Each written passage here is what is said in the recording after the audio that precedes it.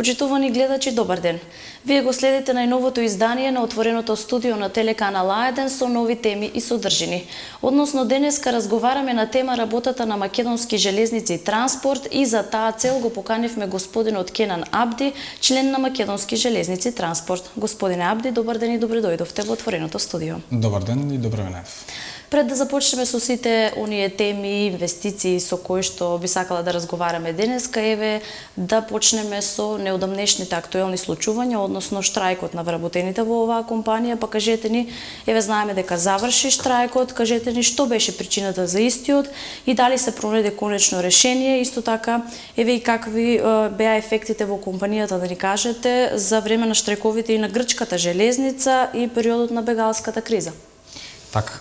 Прашањето е малку покомплексно, бидејќи се одолговлекува уште од минатата година, од март месец, кога почна штрајковите во грчките железници. Исто така имаше таму и штрајк на Солунското пристаниште и од тогаш наваму се провлекува овој проблем. Значи со тие 4 месеци кои што додека траеше и мигрантската криза истовремено и штрајковите во Грција, ние како компанија имавме загуби од 5 милиони евра. Тие загуби што ги имавме тогаш имаат реперкусии и во наредните месеци од 2016.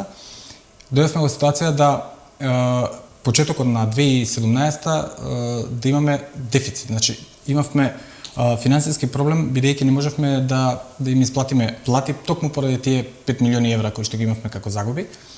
И не можевме да најдеме на разбирање кај синдикатот, бидејќи има неисплатена 1,5 плата.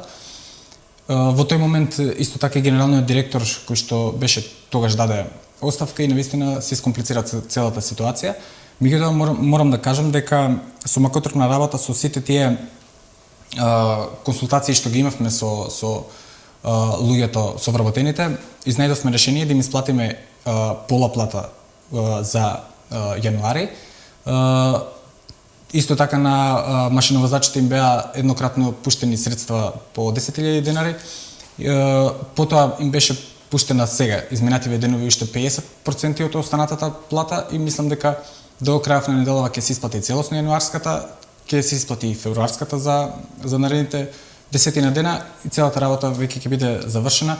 Токму поради тоа што изнајдовме такво решение, вработените веќе почнаа со работа, бидејќи тие 2 недели додека траеше протестот, значи тоа беше протест, а не генерален штрајк. Значи кога имате генерален штрајк, имате услови под кои што тие треба да има минимален превоз на стока и патници. Меѓутоа овде беше од една страна протест, од друга страна целосно беа застанати сите возови и тоа дополнително ни создаде проблеми со компаниите кои што се работуваат со нас, бидејќи тие финансиски проблеми и имаше најава дури за приватни тужби према нас.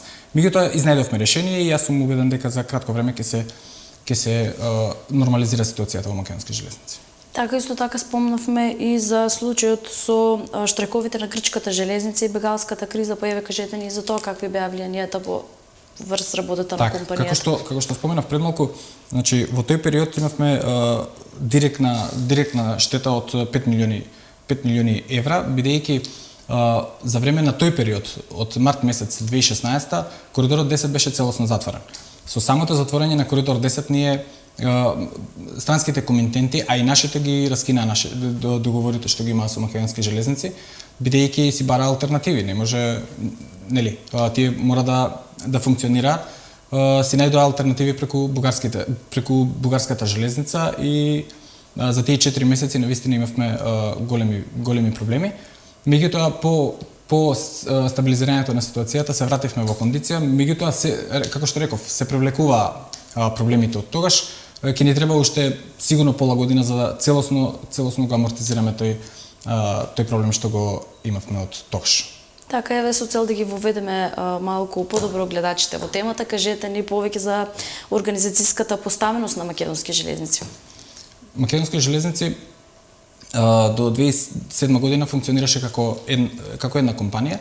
Меѓутоа од 2007 наваму беа поделени на две, значи Македонски железници транспорт и Македонски железници инфраструктура.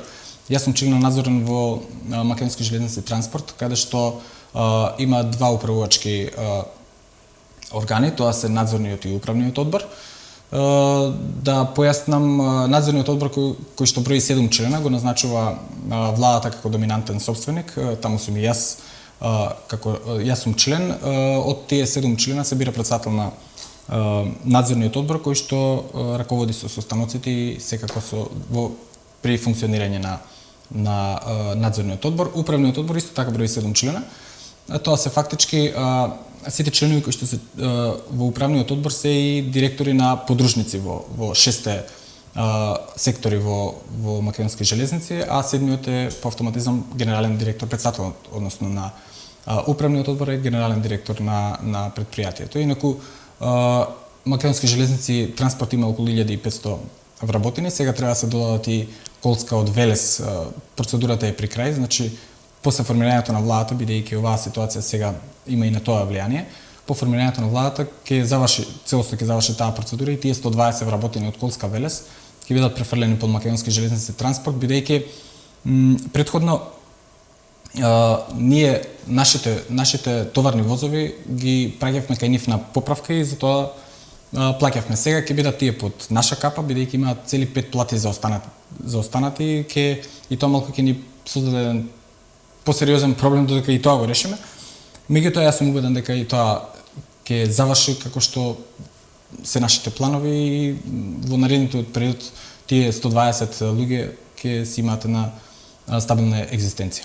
Така. Колку вкупно еве опфаќа инвестицискиот циклус и каде се инвестира? Доколку направиме целосно сумирање на изминатиот период, колку се инвестиции имало во Македонски железници вкупно, значи и од инфраструктура и од транспорт, и наредниот период, наредните 5 години инвестициите кои што се во план, ќе дојдеме до една бројка која што е навистина огромна за нашата држава, тоа е околу 1 милијарда евра. Најголемите инвестиции се во инфраструктура, тоа е коридорот 8, за кој што понатаму може и подетално да образложиме, таму најмногу средства ќе се вложат, така да јас сум убеден дека до 2022 ќе завршат сите инвестиции, целиот инвестициски циклус, кој што ќе објаснам понатаму, поединечно за сите тие 1 милијарда евра каде планираат каде досега е инвестирано и каде се планира да се инвестира. Да позборуваме еве за модернизацијата на патничките возови. Каква е моменталната состојба со возовите и дали и натаму ќе продолжи модернизацијата? Патничкиот железнички сообраќај беше во катастрофална ситуација, знаеме сите ние. Бидејќи возовите можеме секојдневно да ги гледаме и можам да кажам дека изминатите 3 децении, значи цели 30 години немаше обновен воз. Тоа беа сите тие истите возови кои што цело време беа со големи дефекти, огромни загуби, луѓето од година во година го избегнуваа железничкиот сообраќај токму поради застарените возови. Сега веќе почнавме со обнова на железницата. Како што споменав, дури и во возовите, моментално имаме пристигнато од 6 порачани возови, имаме 4 целосно се оперативни и уште 2 гарнитури кои што пристигнаа пред околу 3 недели и се во фаза на тест период каде што се врши проверка на системите дали ги задоволува сите оние стандарди кои што ние ги имавме пропишано. И би требало за 2-3 недели и тие да завршат и тие да почнат да се обраќаат. Значи од тие 6 возови кои што таа инвестиција е негде околу 25 милиони евра, 4 се дизел моторни гарнитури и 2 се електролокомотиви. Тоа со комплетирање на овие 6 всушност имаме 60% обнова на патничкиот железнички сообраќај, а оние останатите 40% планираме во наредната година да го реализираме, значи со набавка на нови 5, исто така од истата компанија, истата кинеска компанија, и тие ќе бидат 3 дизел гарнитури и 2 електро гарнитури. Како еве модернизацијата се ефектуираше врз подобрувањето на квалитетот на превозот и дали можеби се доведе и до зголемен број на патници? Рековте и сам дека луѓето одбегнуваа да се возат со возови токму поради причината дека беа стари. Така. Од започнувањето на обновувањето на железничкиот сообраќај имаме зголемување на, според евиденцијата што имаме ние, имаме зголемување за 150 до 200% на патничкиот сообраќај, значи на патниците, додека во транспортот на стока имаме според Државниот завод за статистика од споредбата што има од вториот квартал од 2016 со истиот од 2015, имаме зголемување за 44% поголем превоз на стока.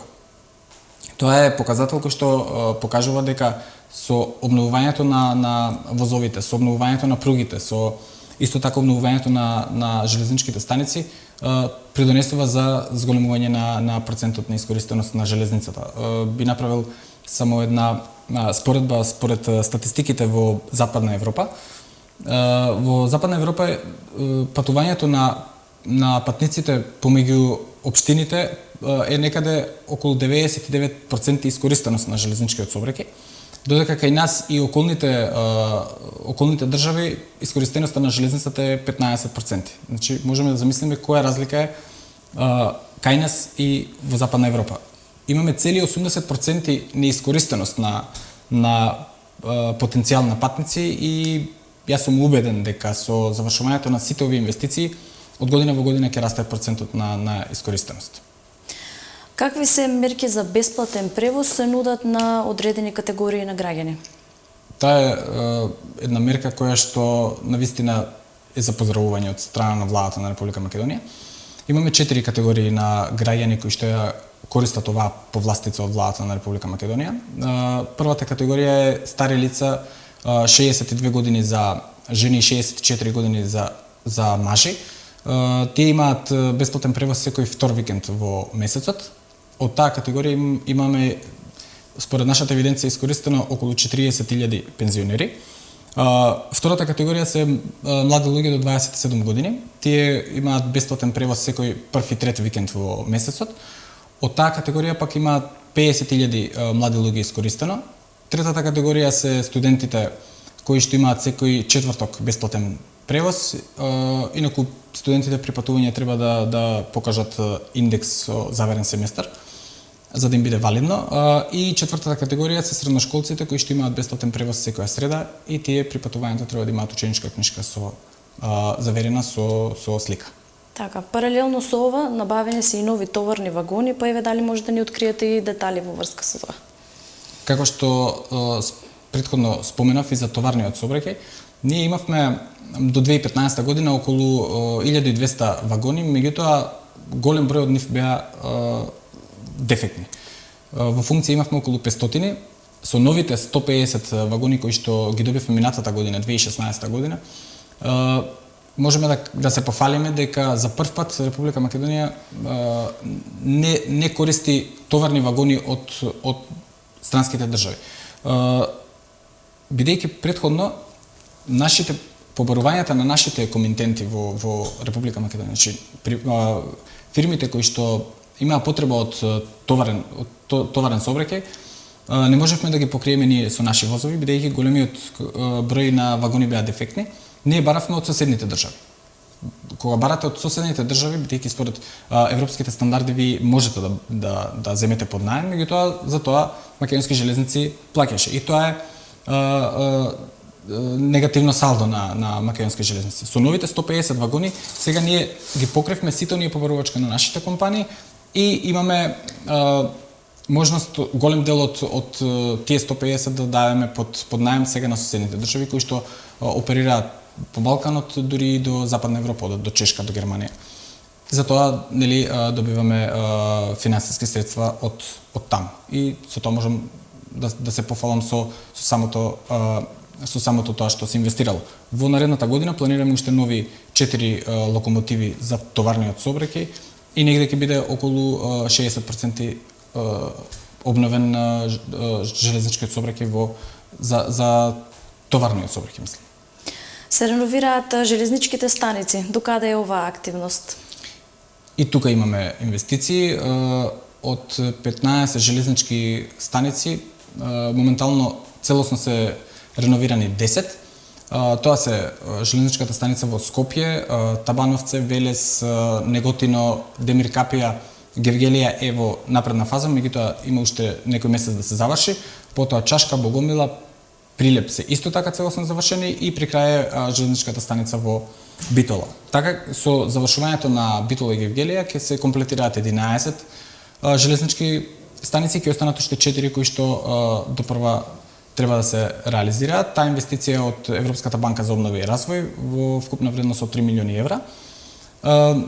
До крајот на 2017, евентуално почетокот на 2018 ќе завршат сите 15, каде што треба да се изврши, каде што се врши целосна реконструкција на крововите, потоа се вршат реконструкции на пероните, за пристапни патишта за хендикепирани лица, информациски системи за информирање на патниците, се реновираат просториите, тоалетите, електрична и водоводна инсталација и секако треба да се запази архитектонскиот лик на тие железници од почетокот на минатиот век. Така да, како што реков, најкасно до почетокот на 2018 ќе завршат сите 15 железнички станици. Спомнавте и на почетокот дека се инвестира и во коридор 8 и коридорот 10, па еве кажете ни нешто повеќе околу тоа. Коридорот 10 е во финална фаза на реновирање, значи имаме уште 55 километарска делница која што би требало до крајот на годинава да заврши. Таа инвестиција е околу 13 милиони евра. Останува најпроблематичниот дел, односно коридорот 8. Коридорот 8 е за гледачите, коридорот 8 е поврзувањето на Република Македонија со Бугарија и со Албанија, значи поврзувањето на Република Македонија со исток-запад. Тоа е многу важно бидејќи сите овие проблеми што претходно ги споменав со штрајковите, со загубите што ги имаме ние како компанија, се токму последица на тоа што ние зависиме само од тој коридор север-југ. Бидејќи на грчко пристаниште единствено пристаниште е грчкото, значи Солунското пристаниште, и кога таму имаме штрајкови, ние веќе сме целосно блокирани. Дај Боже да се заврши, нашите планови се да се заврши коридорот 8, ние ќе бидеме поврзани уште со две држави, значи со Република Бугарија, ќе слегуваме исто така на пристаниште и со Република Албанија. Коридорот 8 е поделен на три дела, значи источен, централен и западен дел. Источниот дел е поврзувањето на Република Бугарија од Куманово до Република Бугарија. Таа делница е 93 километри. Дел постои, дел треба да се изгради.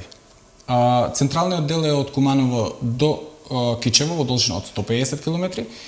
Тој постои. Останува исто така западниот дел, кој што е од Кичево до Република Албанија во должина од 63 километри и тој треба да се изгради. Да споменам поединечно за да биде појасно. Значи, источниот дел кој што не поврзува со Бугарија, прва е поделен на три фази. Првата фаза, за да може полесно да се реализира, токму е поделен на три фази и паралелно се терат сите три. Првата фаза е од Куманово до Белјаковце, во должина од 30 километри, таа постои и се врши реконструкција. На истата таа реконструкција ја врши германска фирма која што завршува значи до крајот на годината ќе заврши реновирањето на првата фаза. Втората фаза е од Белјаковце до Крива Паланка. Тука треба целосно да се изгради нова. Во фаза е изработка на проектната задача. До почетокот на 2018 ќе почне со реализација фирмата која што ќе добие тендерот. Би требало до 2021 да заврши втората фаза и третата фаза е од Крива Паланка до Деве Бајр во должина 24 км и таа е всушност најскапата. Значи првата фаза реконструкцијата чини 24 милиони евра, втората фаза која што ја споменав е 135 милиони евра, третата која што е најкратка 24 километри, таа ќе чини околу 340 милиони евра. Зошто е тоа најмногу скапо? Најмногу чини, бидејќи таков е пределот таму да треба да се изградат цели 24 тунели и 45 мостови. И токму поради тоа е најкомплицирана, најскапа и според плановите на владата би требало до 2022 да заврши тој дел од источниот дел, а паралелно и западниот дел, кој што споменав до Албанија, кој што е во должина од 63 километри и тој инвестицијата е негде околу 350 милиони евра во теке изработка на проектната задача, исто и тој во план до 2022 да заврши целосно. Значи 2022 според нашите проценки може да кажеме дека Македонија ќе ја добие тој коридор 8 кој што е многу значаен воопшто за Република Македонија и од економски аспект и за стопанството и за граѓаните кои што ќе можат дури да патуваат во Бугарија и Албанија со воз. Ќе се реновира и депото на Македонски железници за одржување на железнички возила, па што всушност еве ќе овозможи тоа? Вработените цели 38 години се оставени на милост и немилост во тоа депо. Инаку под депо се подразбираат сите оние работилници кои што ги имаме во Македонски железници. Тоа се тие хали каде што се врши редовен сервис на возовите и на локомотивите. Нели споменав дека во Колска Велес се носат вагоните. Таму луѓето работат во многу тешки услови. И затоа преку предпристапните фондови на Европската унија инвестицијата кошта околу 2 милиони евра и се врши целосна реконструкција. Значи на крововите на работилниците се обновува фасадата со енергетски ефикасна фасада, се менува електрична водоводна инсталација, нови светилки за поголема видливост при работа. Подовите се реновираат, сите простории внатре, тоалетите, значи целосна една реконструкција каде што вработените ќе добијат услови кои што ги заслужуваат според европските и светските стандарди. За 2-3 месеца би требало да заврши таа инвестиција и после тоа луѓето да може да работат во едни услови кои што навистина ги заслужуваат. И не само халите, туку имаме и вложување и во самите системи за работа, бидејќи со новите возови доаѓаат нови системи кои што овозможуваат уште полесна работа на вработените. Во споредба со старите возови, каде што секој еден воз кога ќе се донесе во депото требало да се бара дефектот механички. Сега веќе од технички аспект, ако ги гледаме работиве, новите возови доаѓаат со цела опрема, компјутеризирани, каде што стручни лица кои што се пратени на обука во Кина се приклучуваат на самите возови и веднаш го лоцирате проблемот каде е на возот. Значи, кога ќе дојде, се уште не се дефектни, меѓутоа кога ќе дојдат со некаков дефект, многу брзо и ефикасно се лоцира проблемот, со тоа се овозможува побрза работа и полесна на вработените. Во постапка е воведување и систем за продажба на електронски билети. Која е целта на овој систем и какви се вашите очекувања од истиот? Целта на овој систем е да се олесни продажбата на билети на нашата компанија, односно да се олесни купувањето на билети за патниците. Ги следиме европските и светските трендови. Досега она класично купување на билети ќе биде заменето со нов систем на продажба на билети. Значи, тој систем кој што го имаме добиено исто така од Европската банка за обнова и развој и дел се финансира од владата на Република Македонија, негде чини околу 3 милиони евра целата инвестиција. Таму имаме апарати каде што ќе се продаваат билетите, тие ќе бидат поставени по железничките станици, каде што ќе може да си купите билет од самиот апарат, или пак имате и втора верзија каде што ќе може да се порачуваат и онлайн. Значи, можете преку компјутер да се порачате билет и истите да може да полесно да функционираат едноставно.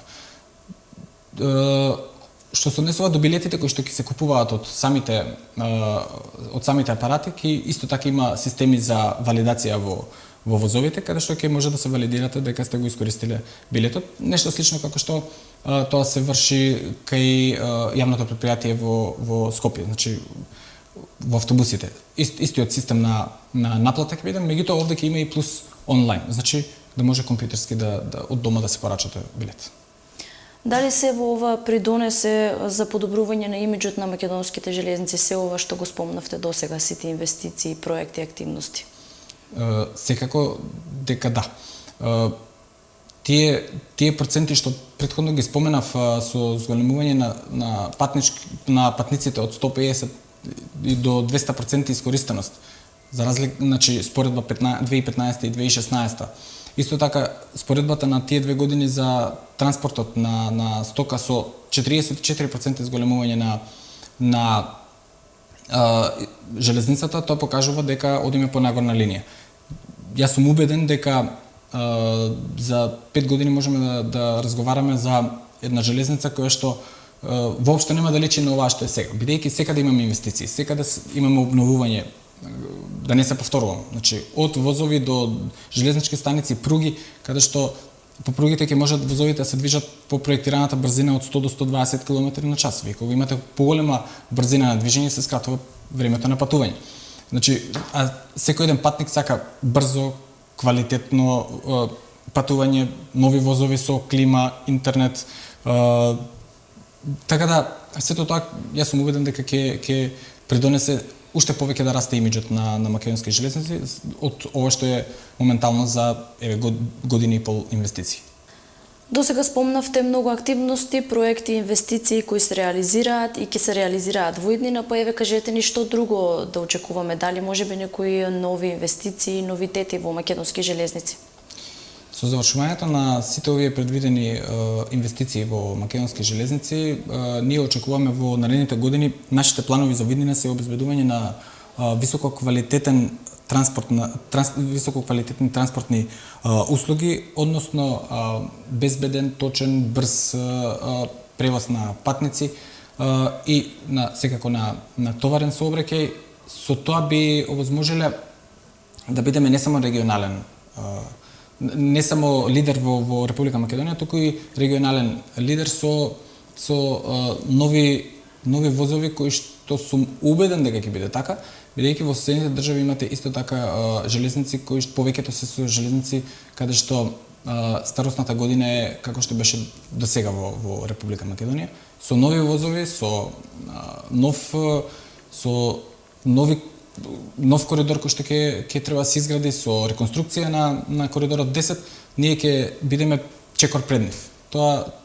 Затоа сум убеден дека ќе овозможи Македонија да биде препознатлива по македонските железници по добро, а не како што беше до сега по застареност, неквалитет и слично. Господине Абди, јас ви благодарам за вашето денешно гостување и за одвоеното време. Ви благодарам на поканата, се надевам дека придонесовме на гледачите да се запознаат малку подобро со состојбите во македонски железници. Почитувани гледачи, вам ви благодарам за вниманието со кое секогаш не следете. Останете и натаму со програмата на телеканал А1, а се гледаме повторно во наредното издание. Пријатно!